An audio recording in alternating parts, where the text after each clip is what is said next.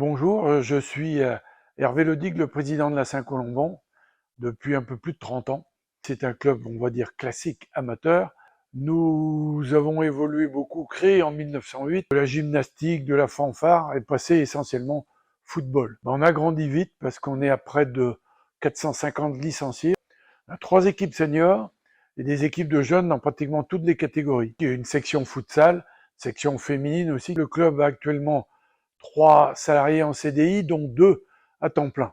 Il y a quelques années, on n'en avait aucun et ça fonctionnait essentiellement sur le bénévolat, même si ceux-ci sont encore très actifs et sont près de 80. Avec cette année l'acquisition d'un minibus, financé d'ailleurs en partie, en tout cas une partie pour les intérêts par France Active, qu'on remercie. Les minibus aussi ont été faits parce qu'on souffre ici à Locminé pour nos jeunes qui veulent pratiquer dans notre territoire, de l'absence d'un lycée.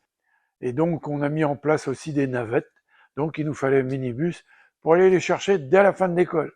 Ainsi, ils sont plutôt à l'entraînement, mais aussi plutôt pour faire leurs devoirs à la maison. Il ne faut pas oublier les études quand même. Les jeunes, notre but, c'est d'abord qu'ils prennent du plaisir, mais aussi qu'ils puissent évoluer à un certain niveau.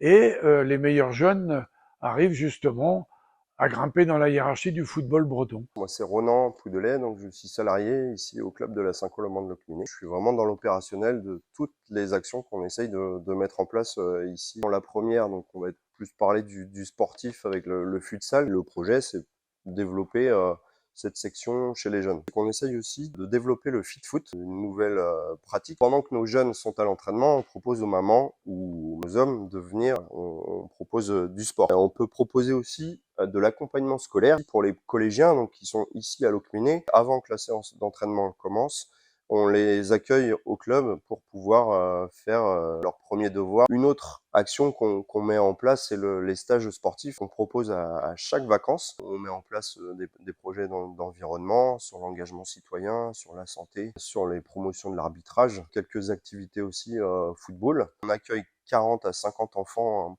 par stage. Un autre aspect, c'est la féminisation. Ici au club, avec depuis 2 ans, on est à plus 30% cette année avec la promotion d'une arbitre féminine qui vient d'arriver au club. Dernier point, c'est la section sportive qui est au collège de Jean Moulin. Là, on est à 37 enfants cette année. C'est des jeunes qui ne sont pas inscrits dans un club, mais qui viennent découvrir le sport grâce à la section sportive. Je suis Thierry Fablet, je suis dirigeant au sein du club de la Saint-Colomban, dirigeant bénévole. J'occupe la fonction de secrétaire adjoint, mais j'exerce des rôles transverses au sein de l'association, tout en maintenant nos objectifs traditionnels qui sont le sport de compétition. Nous avons voulu développer le sport santé, mais aussi travailler sur l'inclusion sociale, l'insertion professionnelle. Nous avons créé une section sport adapté, foot adapté. Depuis le début de l'année scolaire 2022-2023, nous accueillons des jeunes qui viennent de l'IME du Bondon à Vannes et nous avons intégré à nos séances d'entraînement des catégories jeunes. Nous travaillons également avec la mission locale pour l'emploi au niveau de l'insertion professionnelle et à ce titre, nous avons accueilli un jeune qui vient de passer son diplôme d'arbitre et a pris la fonction d'arbitre officiel. Nous menons des ateliers thérapeutiques avec le centre médico-psychologique du secteur de Locminé. Chaque semaine, nous accueillons des personnes qui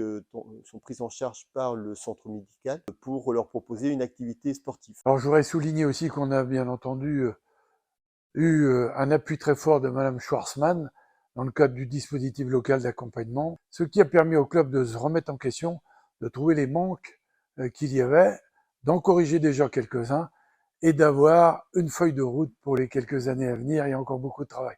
Merci donc à France Active et à Madame Schwarzmann. On vous demande de nous accompagner encore une fois parce qu'ici, vous savez, on est en milieu rural et tout ce qu'on a mis en place et tout ce qu'on veut faire, c'est assez rare dans le sport d'abord et dans le football en particulier. Donc, tous unis, on va vous dire de voter pour nous.